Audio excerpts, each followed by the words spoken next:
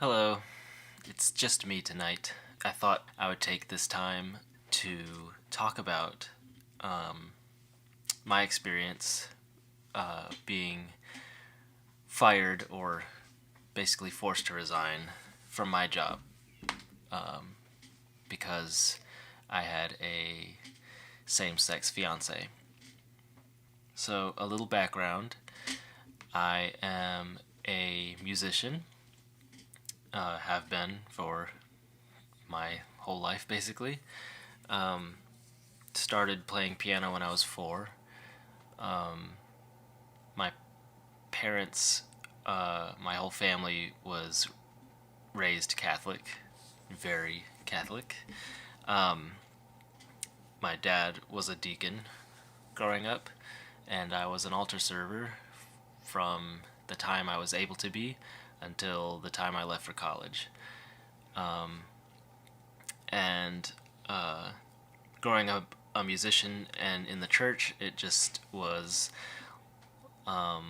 logical, and it was my kind of dream job passion that I become a church musician. And so I did. I studied piano from age 4 until college. I went to college for it.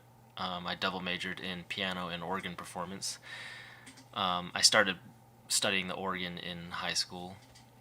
When I started studying organ in college, I had played some at my home parish, which was St. Pius X in Conyers, Georgia.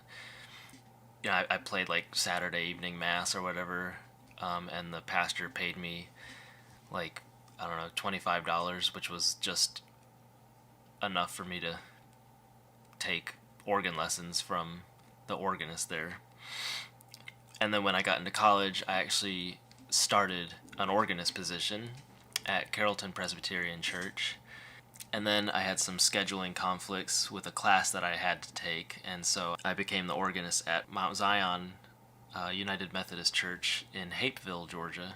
Right about when I was finishing college, a job opened up at Good Shepherd Catholic Church, which was in Cumming, Georgia. It was a long way away, it was an hour away, but I was like, oh, finally, a Catholic church that I can do what I do in. And I got the job, and it was a full-time music director position, and it paid much more than what I had been paying, so I was like, this is perfect. And I was there for a little while, and it was great. That was really when I think I would say I hit my stride as far as like I was doing what I loved, I was doing what I really wanted to do.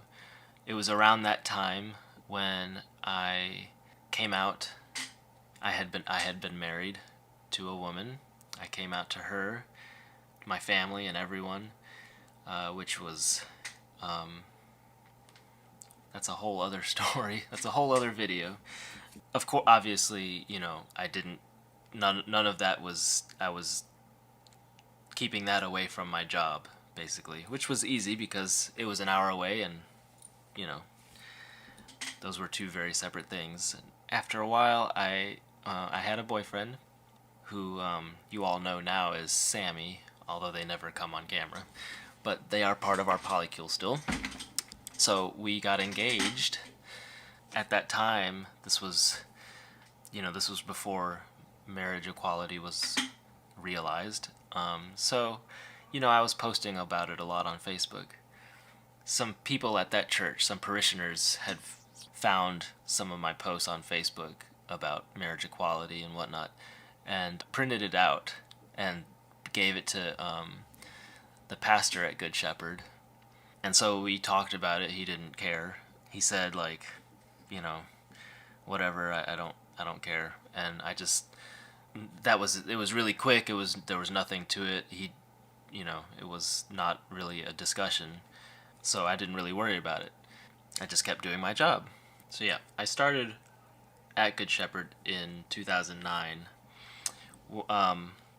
In 2012, I saw a job listing for Saint Brigid Catholic Church in Johns Creek, Alpharetta, Georgia area, which I had been to before. My grandparents had they have like an anniversary mass or something like that every year, and so I had gone there because my grandparents were part of that.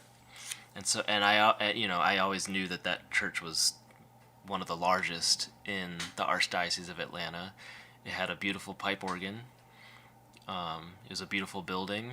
And so when that job listing came up, I thought I would take a chance at it. It seemed like a good opportunity, and it was closer to where I lived, which was nice because after driving an hour to work all the time, anything that's closer seems very attractive. So I filled out an application, or I sent them my resume and whatnot, and got an interview. And the pastor at Saint Brigid at the time was Monsignor Tally. I could tell he was a deeply wise man, very thoughtful, very genuine. We seemed to really have a good connection right away. And so they offered me the job, and I took it. It was a little bit of a pay raise as well, which was nice. Everyone at Good Shepherd was sad, but they understood. So yeah, I started Saint Brigid in September of 2012. At Good Shepherd, I was the music director, in charge of everything, played the organ.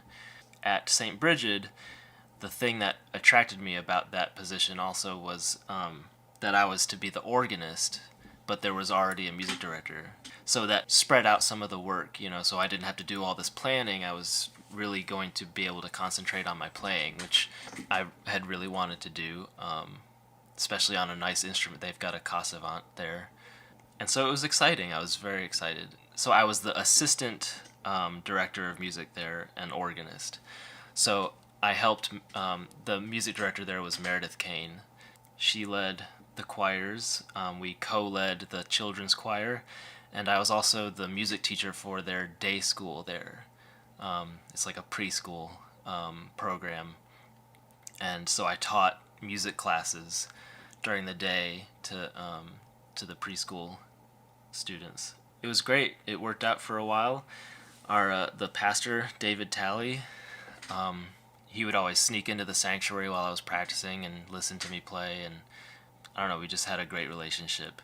It was a very large church. It was about 5,000 families registered, so very large. I think St. Brigid was maybe 2,600 families registered. So that's also large, but St. Brigid was just on a different scale. I guess it was probably just a few months after I started at St. Brigid, Monsignor Tally brought me into the office for a meeting and it was a very similar meeting. He had, I guess printouts or whatever that someone had brought to him from my Facebook about me supporting marriage equality. And I remember he was very understanding about it. He told me a story about how one of his best friends that he grew up with came out to him when they were much younger. He came out to them as gay, and he still loved him. He understood. He just made me feel very comfortable about the fact that he found out, and he said, "You can tell whoever you want to tell. It doesn't matter to me." We basically kind of came to the agreement that, because I didn't even really think about the fact that my Facebook profile was public. And I didn't really use it a whole lot before that, and the whole privacy thing was just kind of I didn't really think about it. So we were like, oh yeah, I'll just make it private. It'll be fine. And he was like, yeah, that's fine, cool. And we never spoke about it again. Things went on as normal. When the end of 2012 came, we found out that the Pope elevated Monsignor Tally to become one of the auxiliary bishops of Atlanta. And that was going to happen the following year. And of course, everyone at St. Brigid was very excited. Sad to learn that he was going to be leaving us, but it's exciting, I guess, when someone is elevated to bishop, especially when it's your own pastor. in the months leading up to that, I think that was May of 2013 is when he got ordained, which I went to. I went to his ordination, or what I guess, was it an ordination? Whatever.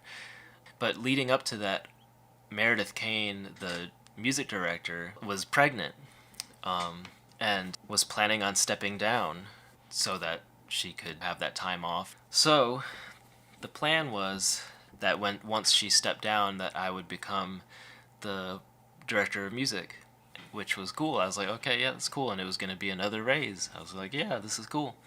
And I have experience being the director of music and organist, so I was excited about that. Then we were talking about the possibility of hiring an assistant organist for me, like having someone like me for me when, like, now that if once I become the director of music. And I was like, yeah, that could be cool. I was hesitant because, like, I love playing. That's like a big part of what I love about doing all that. So I was gonna set it up to have like an assistant organist, but I would like still play hymns and whatnot. I would still be playing a little bit. But I was open to the idea of having an assistant organist. We started looking. We posted job ads, and we heard a few organists, and I did not like any of them. Yeah, all of the organists that we heard were just not inspiring at all. There was this one lady in particular that Meredith called to interview for the position, and I don't remember her name right now. She was from like a nearby parish, not far away, and she came in, and it was just, like I said, it was just not inspiring playing. And I know I'm not the best organist in town, but I at least I try to breathe life into my playing and to him playing, and so it was very important to me to have an organist that like shared that kind of playing, and so I did not want to hire her, but Meredith was like telling me, oh well, she is much better when she's not nervous, or like when she warms up, or like when she's not in the interview scenario or whatnot, and she basically talked me into hiring her.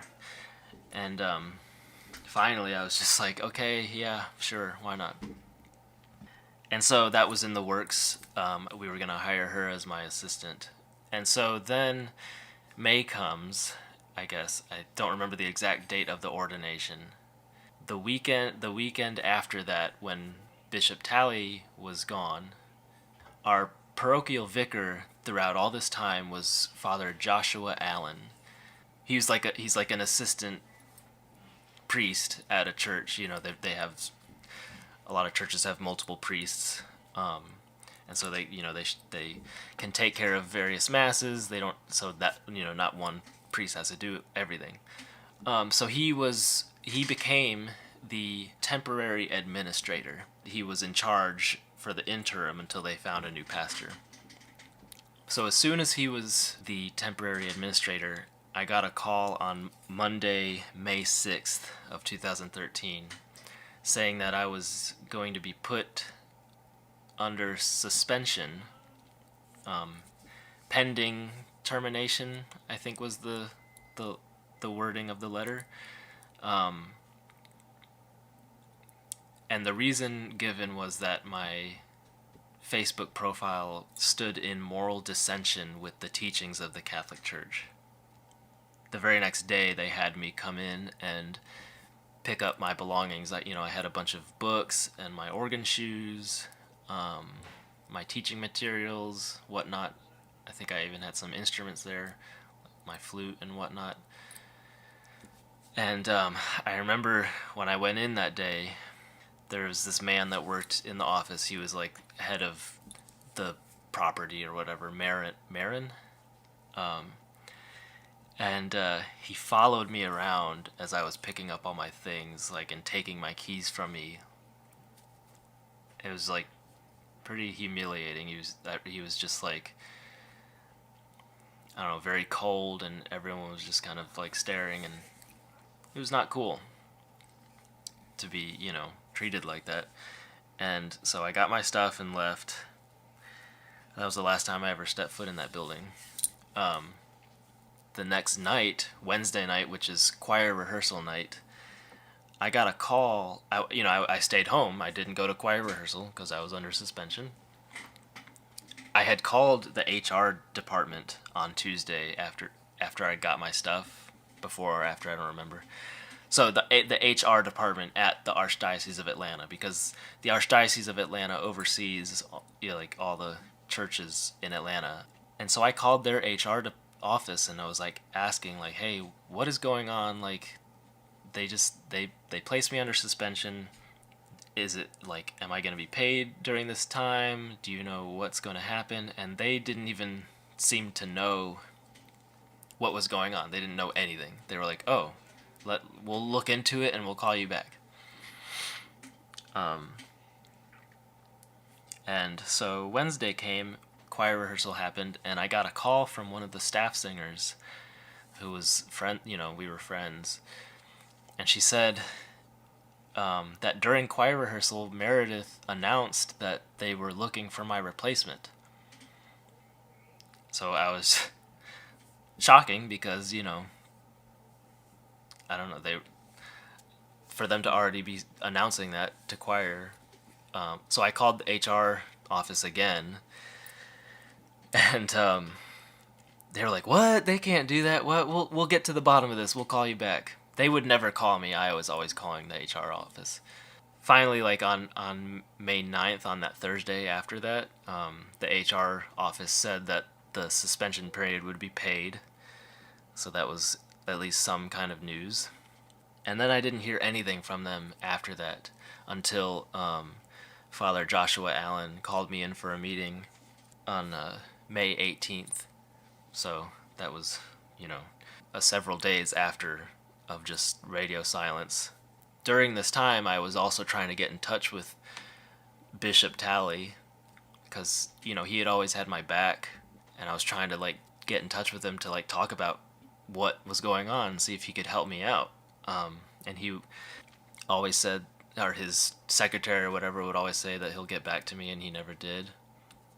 Still hasn't to this day, despite several attempts to contact him. I got called in for a meeting May 18th with Father Josh Allen and Marin, that guy, and he said that I was indeed being terminated.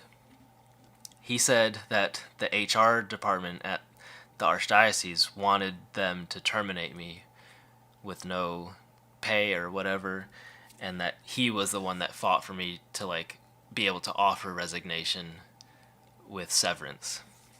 I don't know if that's true or not, but I was under the impression that I wouldn't get unemployment if I was fired or whatever, and so I opted to resign, and so that they would give me some severance because we needed money to be able to survive for the next however long until I could find a new job. So I resigned. I'm sorry, that meeting with Father Josh where I resigned was May 15th, not the 18th. I never heard from Bishop Tally. Father Joshua Allen I already knew to be very conservative. I could tell that with his homilies. But he also has lots of videos of him online talking about homosexuality and stuff. For me to say that was a big deal for me, I don't know how to even put that, because if any of you have grown up Catholic or are Catholic, you know how much your life revolves around it. When my extended family would come into town, when we would gather, one of the first things that we did as a family was pray the rosary. When my family went on vacation, they would seek out where the Catholic churches were around the area so we could go to Mass. It was just part of who we were, and this was them kicking me out, I wasn't allowed anymore.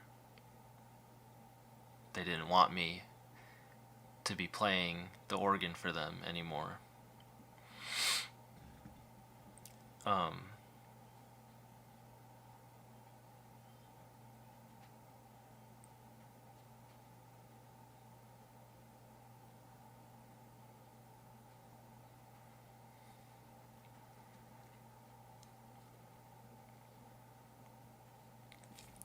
I found out a few weeks later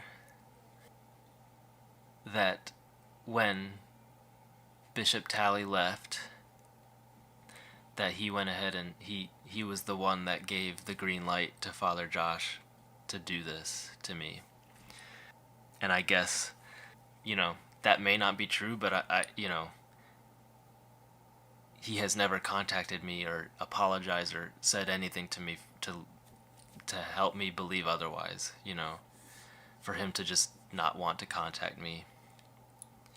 Well, when it was all happening, his secretary said that he couldn't get in contact with me while this was all going on, and that he would call me later, and he just never did. When this was going on, I was talking to the dean of the Atlanta chapter of the American Guild of Organists, just to talk and to see like what I could do. And there was no, of course there's no legal recourse there because they're a church and I was in a ministerial position, and so there was nothing I could do. What the AGO did, the American Guild of Organists, was we decided to reach out to Saint Brigid to offer or to have a meeting with a mediator with their they had found a new pastor. This was, I guess, September of 2013. Father Neil Herlihy, I don't know how to say his name. So it would be with him and Father Josh Allen, who was still there. They said that Father Josh was out of town until August, and so that they would contact us then, and nothing else ever came out of that. They never responded again. Even I think we reached out again after August, and nothing happened. So then the AGO, who on their website lists employment positions, they put a disclaimer on their page that said, a complaint has been filed against Saint Brigid Catholic Church for which no resolution or mediation has occurred. No AGO member may seek employment at this institution until the matter is resolved. No member may hold an interim or substitute position at this institution beyond 30 days of this notice, which was in August of 2013. It was something. It was what they could do, I guess. It made me feel a little better.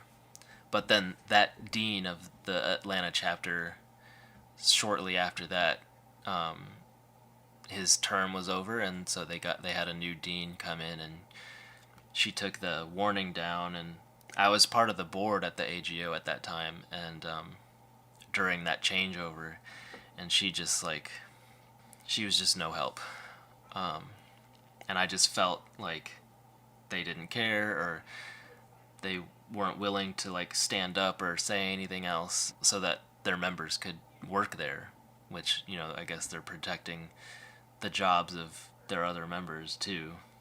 I never went back to the AGO after that. So that assistant organist that they had me hire was convenient for them. They did it on purpose so that they would have someone there when I left. They had me hire my replacement, basically. Since the Atlanta AGO had that disclaimer up on their website for a while, I heard that the person that took my place, the new director of music, I think they got from South Carolina somewhere. So yeah, I know. I had thought that Meredith had my was in my corner during all that.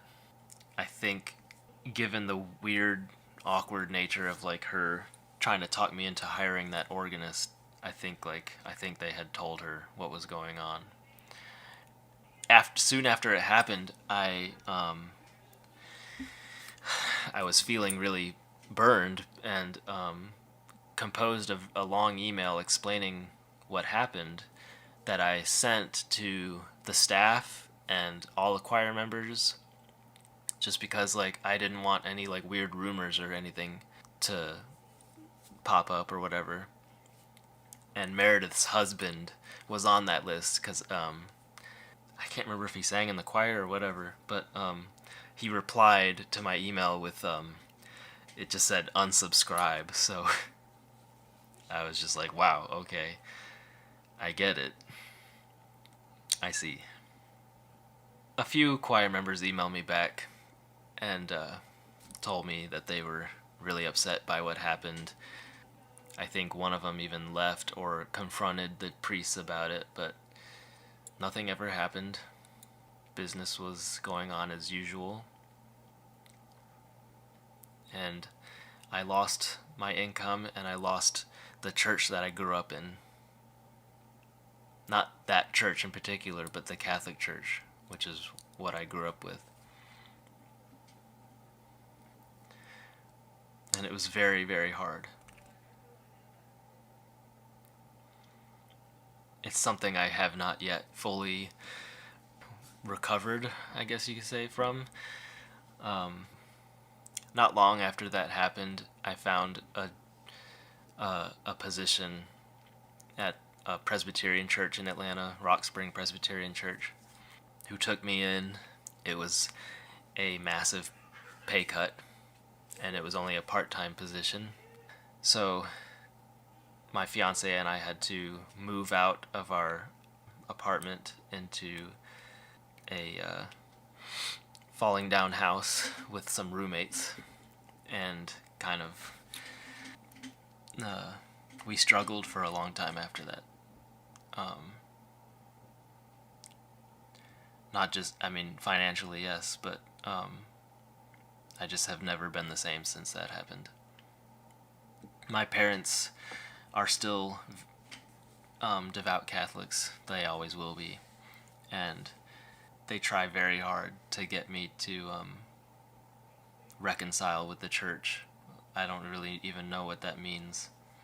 They've mentioned that they want me to play again for, I guess, like the position at their church, St. Pius and Conyers, had opened up a few times in this, in the years after all this happened, and they always mention like, oh, you should come play, you should apply for the position. They didn't always understand that even if I wanted to do that, the Archdiocese of Atlanta wouldn't have allowed me to work there, because they control the hiring and the firing. So that passion that I had for church music took a very massive blow when that happened. I still love playing the organ, and I always will, but like being in that environment or whatever, it's very hard still, and I do wonder a lot what would have happened if I stayed at Good Shepherd. And then I realized that, I imagine the same thing would have happened inevitably, because they were in the Archdiocese of Atlanta also, and so it would have happened wherever I was at, I think. And people were blaming me for a while after it happened for being open about it on my Facebook profile. They're like, well, you shouldn't have put that stuff on Facebook. You shouldn't have supported marriage equality on your Facebook. And I think even, that was even something my parents said to me was, I don't have to be so open about it. And yeah, they're right. Like, if I had hid it, then this would have not happened. But there's a thing that happens when you come out. Because you've been hiding who you are for so long. In my case, I didn't come out until I was 25.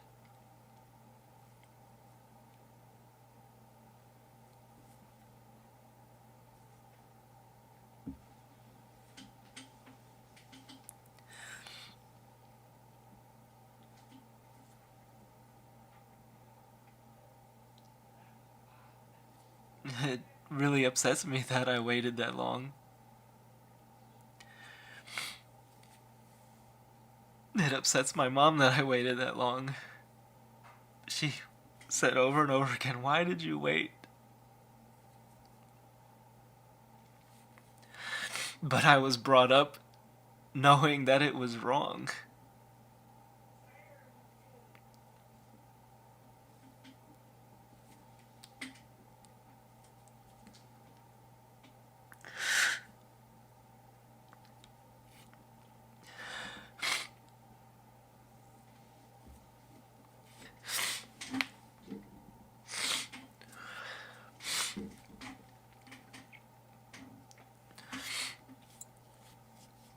when you're brought up knowing that it's a sin, and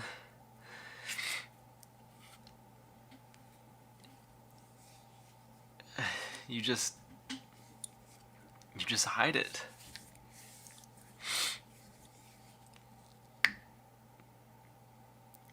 I did everything I could to bury it.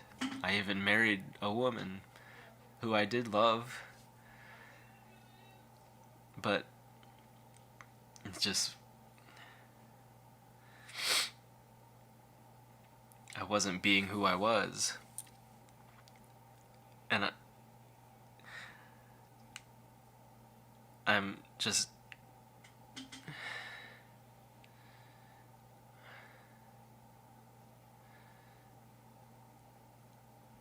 it's not worth thinking about, but it's really hard not to think about how things would have been if I had not waited so long.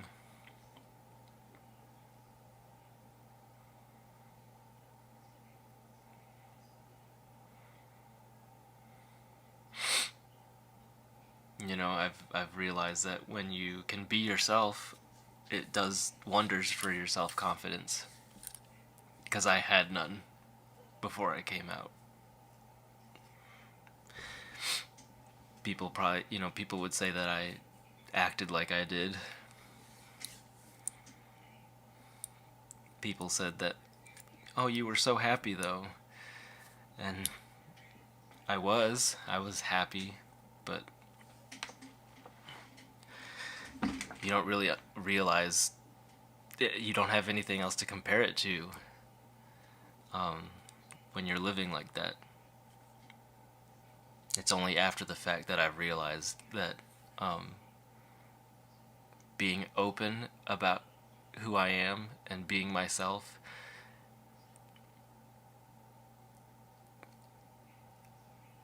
it brings a whole different level of confidence, and the confidence doesn't come right away. It has taken me a long time, but a lot of people have told me, because I still get upset about it. I still get upset about what happened to me, how they treated me, and a lot of people's advice is to move on and forgive them and whatnot, and I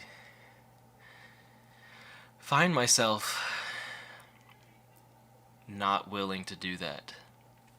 They have made no effort to get in touch with me, to talk, to smooth things over, anything, and none of them lost any sleep over what they did. It damaged me, it really hurt. For years it still hurts sometimes, as you can tell, and they don't care.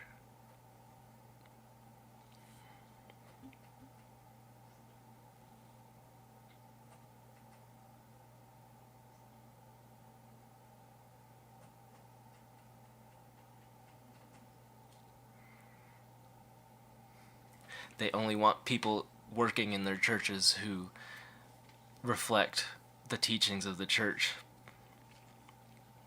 But it's such bullshit, because everyone who works in the church is doing something in their life that's against the Catholic Church. Openly.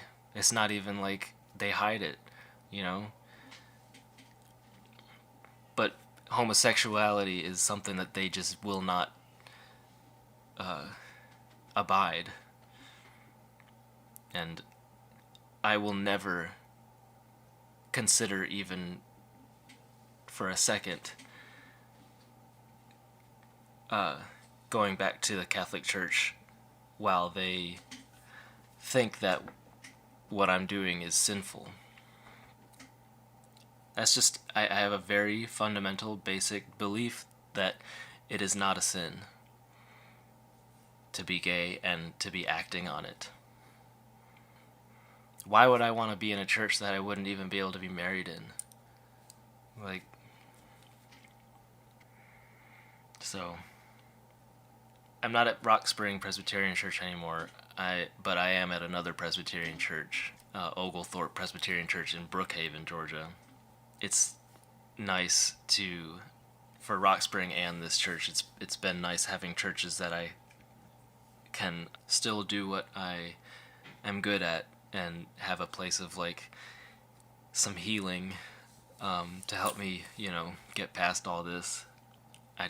I know it will be a long process. This is really hard. The reason I wanted to do this, though, was like I finally wanted to just kind of get it all out, and because there were some like magazine interviews and even like an 11 Alive like news story about what happened afterwards, but they left so many things out that I wanted to like talk about what happened. It's been years, and it still bothers me sometimes, because like I said, that was my life, basically. That was my upbringing, and they just continue to say that I'm not welcome there. And yes, there are Catholic priests who don't mind or like would hire me or whatever. So I know like my parents' church, like I think they've talked about how they would hire me, whatever. But the thing about that is like it doesn't really matter when there's a hierarchy in the power structure of the Catholic Church, and it doesn't matter what a priest thinks if the archdiocese or whatever or the Pope doesn't agree with something, then it doesn't matter. They could fire me anyway. And so I just like, why would I put myself through that again? I just don't see the point in that. I'm not sure if my passion for church music will ever be back to what it was. That's okay for me, I think. Some of you may know that I also play in a band in Atlanta named Brother Hawk, and they've been there for me throughout this entire process. When it happened, we were a band before I even was hired at Saint Brigid, and that world that we kind of revolve in as a rock band is filled with a lot of people who don't even like care about the church. They don't believe or whatever, and consistently they have been the most Christ-like people that I would be around. It really says something to me, when it's those two worlds. You would think they seem like very opposite things in one way, but for me, a lot of times it's been reverse. It's been the opposite. The interesting thing is my parents have since joined a group in Atlanta, and I guess it's like a nationwide thing called Fortunate Families, which is a group for Catholic parents of LGBTQ children. It's like, I guess, like a support group. And my dad is like even the liaison to the archdiocese, to the Archbishop of Atlanta for the group here in Atlanta. They're always very eager to tell me about the conversations they have and the progress that they're making. And I'm proud of them for coming that far and being able to openly be in that group and fighting that fight, or fighting it to the extent that they can. That's the thing about Catholicism. No one really, it's hard to fight for something like this because everyone knows that the Catholic Church changes in centuries. It's a very slow moving progress. So everyone already kind of like, before they even start fighting, they know that is it even worth the fight, or they're not even going to see anything happen in their lifetime. I appreciate that they are in that group, but that fight is not for me anymore. Just recently, there was a Fortunate Families group in the Archdiocese of Detroit that was disbanded by the Archdiocese for the same reason that I was forced out. So it's not my fight anymore. Like, I guess I'm still open to, I would be open to a conversation with Bishop Tally and Father Josh Allen. I don't even think they're around anymore. I think Bishop Tally's in St. Louis or something. Father Josh went to Georgia Tech for a while, and then I don't know where he is now. But if they ever reached out to me and wanted to talk, I'd be willing to talk, but only if it were an apology. Something meaningful.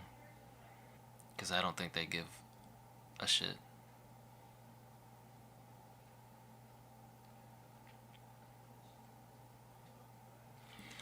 I mean, okay, so yeah, that was really heavy and all that, but I have for the most part moved on from all that. I'm not like feeling like this all the time. I don't want you to feel like I'm living like this all the time. It does come up for me sometimes. Like recently, the SCOTUS decision about gay people in the workplace and transgender people. Everyone was very excited about it, and it is very exciting, I guess. But it just brought me back to this and the fact that it wouldn't have helped anyway. So there's always things that kind of bring it back for me, and it comes back, and it's still painful. I guess that's just kind of what happens when, for the first 2 decades of your life, are in service to your church family. It's gonna hurt a little bit, I guess. So yeah, I'm doing much better. Sammy and I are still married. I had a lot of people tell me that gay relationships don't last very long when I came out and I met Luke, or Sammy. I don't know. I don't even know what to say to that. That's so stupid. I'm doing very well for the most part. I mean, yes, this COVID-19 thing is like screwing with me. But the band, Brother Hawk, we're busy writing. Going to try to record an EP sometime this year. And I'm focused on that. And my 2 spouses, Jace and Sammy, continue to prove to me that being true to yourself and open about who you are and loving yourself and loving others is always going to be the right thing to do. And everything else that happened, all that other mess, is just that. It's just a mess. And so, yeah. So thank you all for listening. If you made it this far, I appreciate it. My situation was not just an isolated event. It has happened to many, many other organists or teachers in the Catholic Church. I'm not the only one, and it continues to happen. So if you are someone that has gone through something like this, or you know someone, or you're Catholic or whatever, or you struggle with your faith or whatnot, feel free to reach out to us in the comments or whatever, or message if you need someone to talk to about it. But yeah, hope you all take care, and we'll see you next time. Thank you. Bye.